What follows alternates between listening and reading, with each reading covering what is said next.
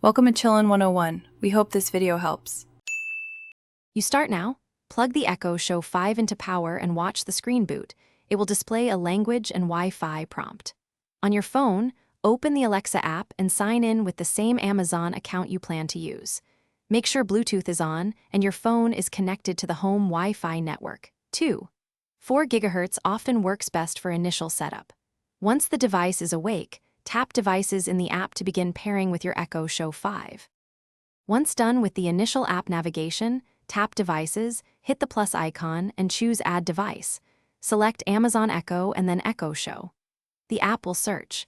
When it finds your show, select it and follow the prompts to choose your Wi-Fi network and enter the password. During this stage, the Echo Show may ask to pair via Bluetooth or display a 4-digit code. Make sure the code in the app matches the screen. This step configures network and account linkage. Finish by completing voice training prompts and personal settings like location and time zone. Make sure skills and smart home devices are linked if you need them. Test the connection with a simple command such as Alexa, what's the weather?